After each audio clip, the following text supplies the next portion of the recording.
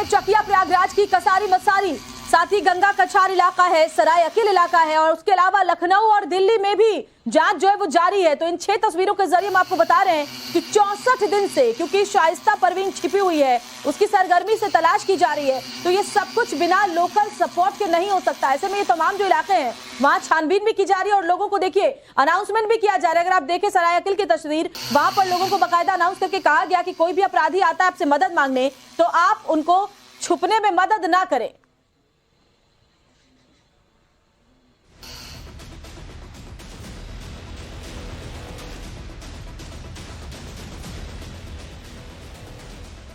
और शाइस्ता परवीन को लेकर, उसकी तलाश को लेकर नया खुलासा हुआ है। खुलासा ये कि दिल्ली में शाइस्ता ने वकील से संपर्क किया है, तो खुलासा ये भी कि लखनऊ में किसी राजनीतिक दल के नेता से शाइस्ता परवीन ने संपर्क साधा है। तो इन संपर्क के आधार पर अब उसकी जो तलाश है वो सरगर्मी के साथ और तेजी के साथ आगे बढ़ाई जा रही है। तो कौन कौन से खुलासे इस मामले को लेकर हुए हैं दिल्ली में, देखिए क्या हुआ। इनपुट के बाद एक्शन में आई है एसटीएफ की टीम। तो लखनऊ में एसटीएफ की टीम ने लखनऊ में ही डेरा डाला हुआ है और वहां पर जो तलाशी अभियान है वो तेजी के साथ आगे बढ़ाया जा रहा है। तो आपको बता रहे हैं कि शाइस्ता परवीन की तलाश कैसे की जा रही है। दिल्ली के करोल बाग जामिया नगर में पूछताछ की गई तो लखनऊ में पुलिस को कई अहम सुराग मिले हैं शाइस्ता परवीन को लेकर। तो एक के बाद एक जो खुलासे हो रहे हैं इस मामले को लेकर के वो हम आपके सामने रख रहे हैं। दिल्ली से लेकर लखनऊ था, साथ ही प्रयागराज के अलग अलग इलाकों और प्रयागराज से सटे कई और इलाकों में भी छानबीन चल रही है और ऐसे में ये जो खुलासे हुए हैं वो हम आपको बता रहे हैं। और हमारे साथ देखिए हमारे तमाम जो रिपोर्टर्स हैं ग्राउंड जीरो से जुड़े हुए, खास मेहमान भी हमारे साथ बने हुए। विक्रम सिंह हमारे साथ, पूर्व डीजीपी जुड़े हुए, के जैन हमारे साथ पूर्व डीजीपी बने हुए हैं, वीएन राय भी हमारे साथ हैं पूर्व डीजीपी। आप सभी का बहुत बहुत स्वागत है सर। इसके अलावा हमारे जो रिपोर्टर है मनीष भी हमारे साथ बने हुए हैं, आपके पास आएंगे, लेकिन जो बड़ी खबर आ रही है वो आपको बता देते हैं। टाइम्स नाम नवभारत के रिपोर्टर भी प्रयागराज से कौशाम्बी और दिल्ली तक शाइस्ता की तलाश कर रहे हैं। कौशाम्बी में चल रहे सर्च ऑपरेशन पर अनुज मिश्रा हमारे सहयोगी लगातार इस मामले पर जो रिपोर्टिंग करते आ रहे हैं, उनकी बेहद खास रिपोर्ट आप देखिए। पुलिस की टीमें जो हैं वो प्रयागराज और आसपास के तमाम इलाकों में दबिश दी जा रही है शाइस्ता परवीन को लेकर। इस वक्त हम कौशाम्बी के सराय अकील इलाके में मौजूद हैं। यहाँ पर भी पुलिस की टीमों ने तमाम जगहों पे दबिश दिया। शाइस्ता परवीन के बारे में जो भी सूचना मिल रही है, जो भी इनपुट मिल रहे हैं, उसके आधार पर पुलिस कार्रवाई कर रही है। और यही वजह है कि कछार का इलाका हो या कौशाम्बी का इलाका हो या प्रयागराज का इलाका हो, तमाम जगहों पे पुलिस की टीमें जो हैं वो मौजूद हैं और शाइस्ता परवीन को लेकर दबिश लगातार दी जा रही है। इतना ही नहीं, शाइस्ता परवीन के जो करीबी हैं, जो शाइस्ता परवीन के संपर्क में रहे हैं, उनसे भी पूछताछ किया जा रहा है। जो भी इनपुट शाइस्ता परवीन को लेकर पुलिस को मिल रही है, उसके आधार पर पुलिस जो है वो कार्रवाई कर रही है। आज सुबह से ही पुलिस की टीम जो है कौशाम्बी के आसपास इलाकों में तमाम जगहों पे पहुंची थी। शाइस्ता परवीन को लेकर तलाश जारी है। ये सराय अकील का इलाका है। तस्वीरों के जरिए हम ये पूरे इलाके को हम दिखाएंगे। यहाँ पर पुलिस की टीम जो थी वो सुबह के वक्त पहुंची और तमाम जगहों पे पुलिस की टीम ने बाकायदा सर्च अभियान किया। लेकिन जाहिर तौर पर अगर शाइस्ता परवीन की बात करें तो वो बेहद शातिर है और लगातार इनपुट के आधार पर पुलिस भले ही कार्रवाई कर रही है, लेकिन जब तक पुलिस की टीम पहुंच रही है तब तक शाइस्ता जो है वो निकल जा रही है। शाइस्ता के बारे में ये बताया जा रहा है कि वो इस वक्त मोबाइल फ़ोन का इस्तेमाल नहीं कर रही है और अतीक अहमद के नेटवर्क का इस्तेमाल वो कर रही है, जिससे वो लगातार पुलिस से बचते फिर रही है। फिलहाल यूपी एसटीएफ की टीम जो है वो तमाम जगहों पे दबिश दी जा रही है और यूपी एसटीएफ का ये कहना है कि उनको कुछ इनपुट्स मिले हैं, उसके आधार पर शाइस्ता की तलाश लगातार जारी है। अनुज मिश्रा, टाइम्स नाउ नवभारत, कौशाम्बी। और अतीक गैंग पर एक्शन से जुड़े इस वक्त की सबसे बड़ी खबर हम आपको बताने जा रहे हैं। पुलिस को अतीक की करीबी महिला की तलाश है, जहां जेल में भी अतीक के कांटेक्ट में थी ये महिला, ये सूत्र बता रहे हैं। तो साबरमती जेल से इस महिला से बात किया करता था अतीक। सूत्र ये भी बताते हैं कि जांच के दौरान पुलिस की गिरफ्त में आए अतीक अहमद के करीबियों ने भी इस मिस्ट्री वुमन के संपर्क में अतीक अहमद के रहने की बात कबूल की है।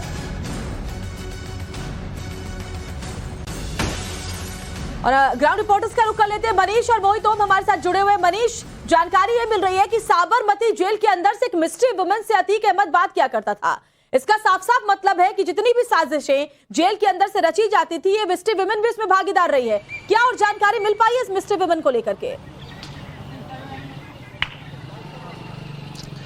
देखिए, अभी जो प्रारंभिक तौर पर जानकारी मिल पाई है, एसटीएफ को इस बात के पक्के सबूत मिले हैं कि जेल में रहकर फोन से इस मिस्ट्री वुमेन से बातें किया करता था। जेल में मुलाकात भी ये महिला करने जाती थी।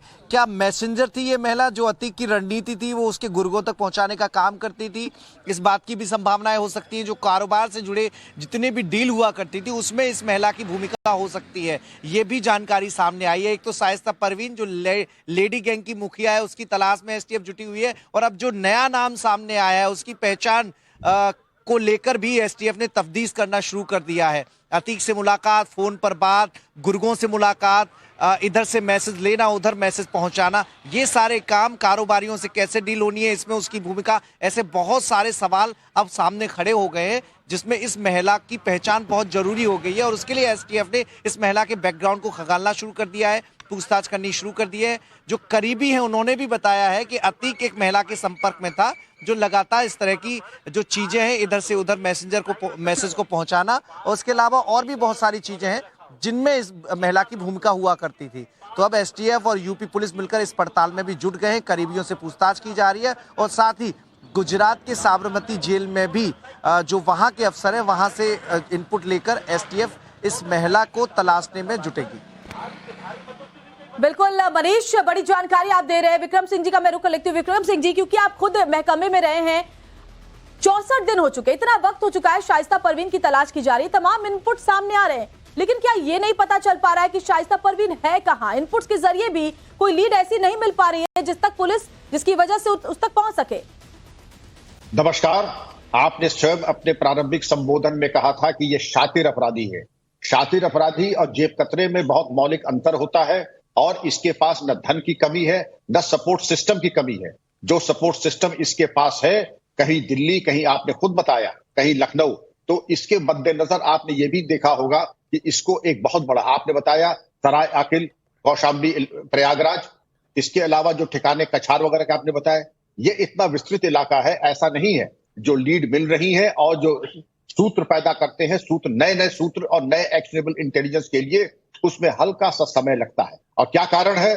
प्रतिशोध, प्रतिस्पर्धा, पुरस्कार, इसके आधार के ऊपर जो मुखबिर पैदा होते हैं, सूचना पैदा होती है। आपने ये भी अवगत कराया कि इसने मोबाइल फोन का इस्तेमाल बंद कर दिया। ये तो कॉमन सेंस है। जो सामान्य अपराधी होते हैं वो भी अब मोबाइल फोन का इस्तेमाल बहुत सोच समझ करके, सिम बदल बदल करके, IMEI बदल बदल करके तब इस्तेमाल करते हैं। लेकिन निश्चित जानिए, इनको न आकाश खा गया है, न जमीन निगल गई है। जल्द से जल्द ये आपके सामने आएंगी। समय जरूर लग सकता है, लेकिन आएंगी जरूर।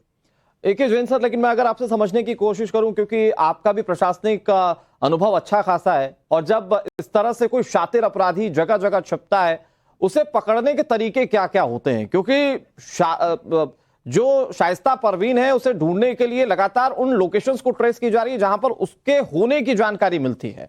किस तरह से पुलिस कदम आगे बढ़ा रही है जांच में? देखिए, जब टेक्नोलॉजी की मदद नहीं ले पाते हैं तो उन परिस्थितियों में जो मुखबिर तंत्र है जी, मुखबिर ऐसे भी हो सकते हैं जो कि इनसे पीड़ित रहे हों, वो सूचना देते हैं पुलिस को। इनके जो कई गुर्गे उठाए जा रहे हैं, उनसे पूछताछ हो रही है, उससे कुछ लाभदायक सूचनाएं मिल सकती हैं। जो निरंतर रेड्स का जो कार्यक्रम है जो चल रहा है जी, रिश्तेदारियों में, अन्य स्थानों पर जहां जहां छुपने के अड्डे हो सकते हैं, जो गुर्गों के हैं, इनका तो खुद का फैमिली क्राइम सिंडिकेट ही बहुत बड़ा है, बड़ी रिश्तेदारियां हैं और सब अपराधों में लिप्त हैं। तो एक एक को खंगाला जाएगा तो अवश्य ही कोई ना कोई लाभदायक सूचना मिलेगी।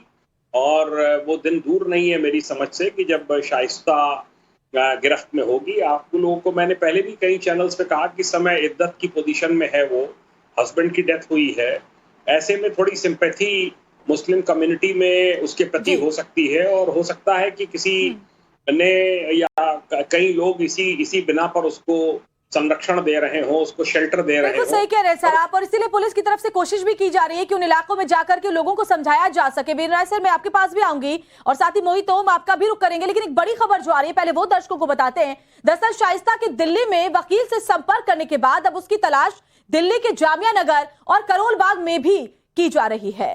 हमारे सहयोगी अभिषेक राज की यह बेहद खास रिपोर्ट आपको दिखाते हैं।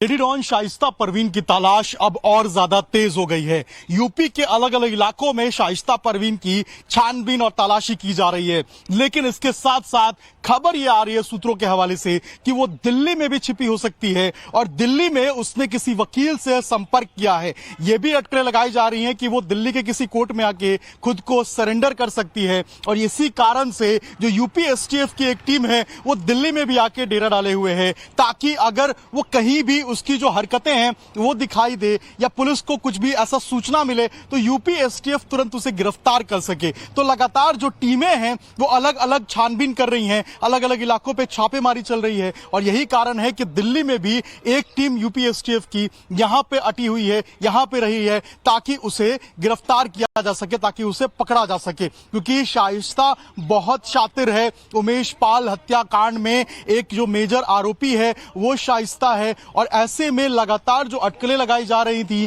कि वो जो है दिल्ली आ सकती है, दिल्ली में आके सरेंडर कर सकती है खुद को, ऐसे में यूपी एसटीएफ की टीम दिल्ली पहुंची है और दिल्ली में लगातार अलग अलग ठिकानों पे खासकर जामिया और करोल बाग जो है इन इलाकों में छानबीन कर रही है, देख रही है कि कहीं शाइस्ता जो है इन इलाकों में ना छुपी हो और आखिर वो वकील कौन सा है जिससे इससे मिलने की बात निकल के सामने आ रही है।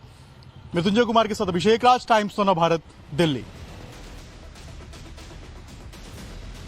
और बड़ी खबर आपको बता दें, अतीक के रिश्तेदारों करीबियों की संपत्ति की जांच की जाएगी। 100 से ज्यादा संपत्तियों की पड़ताल इस वक्त की जा रही है। बड़ी खबर हम आपको बता रहे हैं। बिल्डर मोहम्मद मुस्लिम की संपत्ति की भी जांच की जाएगी। कुर्क संपत्तियों को दोबारा बेचने के दरअसल इनपुट मिले हैं और प्रयागराज की संपत्तियों के बारे में भी कुछ सबूत मिल रहे हैं जिसकी तफ्तीश जारी है। संपत्तियों की मौजूदा स्थिति को लेकर रिपोर्ट मांगी गई है, जहां जांच में विभागीय ऑफिसर्स की मुश्किलें बढ़ सकती हैं। एसटीएफ के रिकॉर्ड में 100 से ज्यादा बेनामी संपत्तियां हैं और मनीष इस पर ज्यादा जानकारी देंगे। मनीष, किस तरीके से बेनामी जो संपत्तियां हैं, जो कुर्क की गई संपत्तियों को दोबारा बेचने की खबर सामने आ रही है, इसको लेकर के जांच आगे बढ़ाई जा रही है? देखिए, बिल्कुल कुछ ऐसी सूचना मिली थी कि वकीलों के माध्यम से कुछ लोग ऐसे हैं जो कुर्क की गई संपत्तियों पे, जिन पे अवैध अतिक्रमण था, जो अवैध अतिक्रमण के चंगुल से आजाद कराई गई हैं, इन संपत्तियों को दोबारा बेचे जाने की कोशिश की जा रही है। पुलिस ने मामला की जांच शुरू कर दी है, राजस्व विभाग को भी साथ में लिया है। जो पीडीए प्रयागराज डेवलपमेंट अथॉरिटी, उसने भी जांच की है। जांच में जो तथ्य सामने आएंगे और जो लोग इसके पीछे इन्वॉल्व हैं कि इन संपत्तियों को बेचने की कोशिश कर रहे हैं, इन संपत्तियों के जो नाम है वो दूसरों के नाम पर ट्रांसफर कराने की जमीनों को कोशिश हो रही है, उस पर कार्रवाई की जाएगी। हालांकि अभी उन संपत्तियों की जानकारी नहीं मिल पाई है कि कौन सी संपत्तियां ऐसी हैं जिनको बेचने के लिए कई लोगों से संपर्क किया गया। वकीलों की भी भूमिका इस मामले में सामने आई है, तो पुलिस ने इस दिशा में भी अपनी जांच शुरू कर दी है। 1000 बीघा से ज्यादा जमीन है जो हरियाणा में है, जो राजस्थान में है, जो मध्य प्रदेश में है, जो गुजरात में है। कई राज्यों में रियल एस्टेट का बड़ा कारोबार अतीक अहमद का था। कई कारोबारी ऐसे थे जिनके साथ मिलकर अतीक अहमद उनके कारोबार में पैसा लगाता था। लेकिन ये जो खबर है इससे एक बात तो साफ हो जाती है कि अतीक अहमद के परिवार के खिलाफ जो अपराध में संलिप्त थे उन पर तो कार्रवाइयां की जा रही हैं, साथ ही साथ जो करीबी थे उन्हें भी बख्शा नहीं जाएगा। और ऐसे में जो मोहम्मद मुस्लिम था, जिसके खिलाफ पहले भी कार्रवाई की जा चुकी है, एक बार फिर से वो रडार पर है और उसके जानिब कितनी संपत्तियां अर्जित की गई हैं उसका भी पूरा कच्चा चिट्ठा जो है वो निकाला जाएगा। मोहित,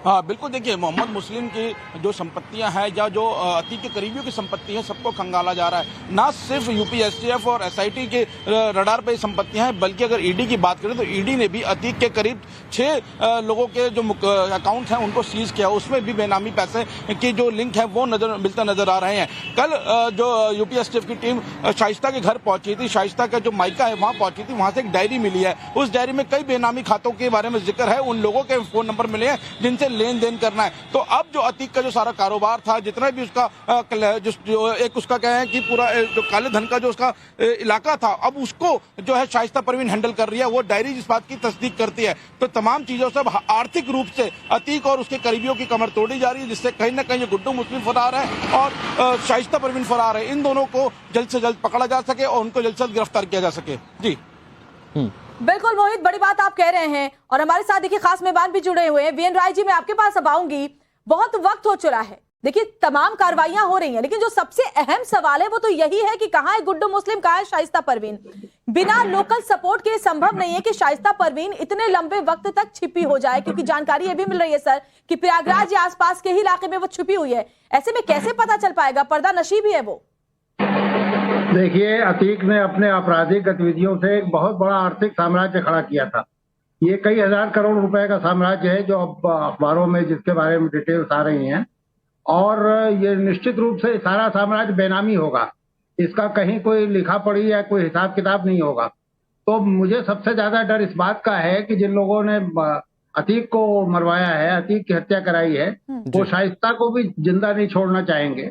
तो इस समय यूपी पुलिस के पास दोहरी चुनौती है, शाइस्ता को गिरफ्तार भी करना और शाइस्ता को किसी तरह जीवित गिरफ्तार करना, क्योंकि वो निश्चित रूप से मजबूत अपराधी हैं जिन्होंने अतीक की हत्या कराई है।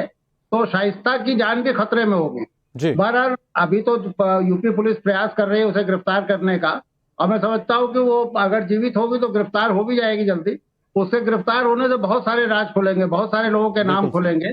लेकिन देखना यही है कि उसे जिन लोगों ने जो उसे हम जिसे मान रहे हैं कि वो संरक्षण दे रहे हैं, उन्होंने कहीं उसे कैद तो नहीं कर रखा है, उसे कहीं ऐसी जगह तो नहीं रखा जहां से वो दूसरों से बात ना कर पाए। तो ये सारी चीजें देखनी होंगी।